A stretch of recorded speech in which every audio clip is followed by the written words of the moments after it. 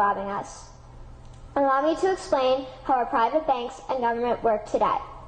First, the Canadian government borrows money from the private banks. They then lend the debt-based money to Canada with compounded interest.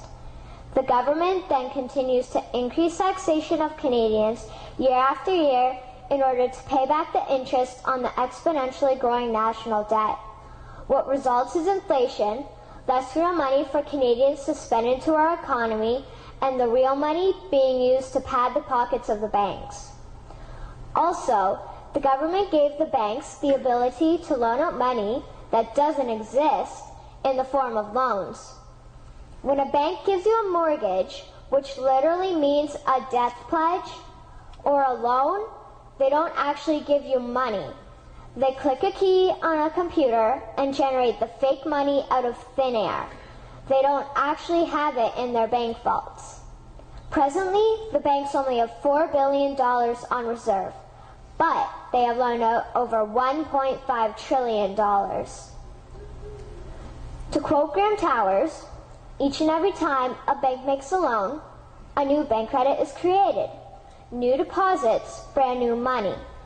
Broadly speaking, all new money comes out of a bank in the form of loans. As loans are debt, then under the present system, all money is debt. What I find interesting is even Jesus, in Matthew 21, drove out the money changers in the temple because they were manipulating the currency to steal money from the people. The private banks are just like the money changers in Matthew 21. They are defrauding and robbing the people of Canada, thus their freedom, and they need to be stopped. How should the banking system work? In an infamous interview, Mr. McGeer asked Mr. Towers, "Can you tell me why a government with power to create money should give that power away to a private monopoly and then borrow that which Parliament can create itself back at interest to the point of national bankruptcy?" Mr. Towers replied, "If Parliament wants to change the form of operating the banking system, then certainly that is within the powers of Parliament. In other words, if the Canadian government needs money, they can borrow it directly from the Bank of Canada. The people would then pay fair taxes to repay the Bank of Canada. This tax money would in turn get injected back into our economic infrastructure and the debt would be wiped out. Canadians would again prosper with real money as the foundation of our economic structure and not debt money.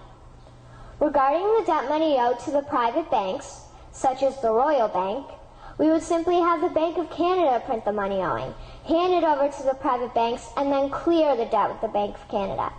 And yes, we have the power and lawful right to do so. In conclusion, it has become painfully obvious, even for me, a 12-year-old Canadian, that we are being defrauded and robbed by the banking system and a complicit government. What will we do to stop this crime?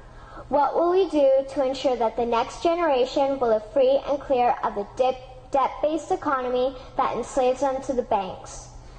Margaret Mead said the following, and I hope that all of you remember this. "Never doubt that a small group of people can change the world. Indeed, it is the only thing that ever has." Thank you.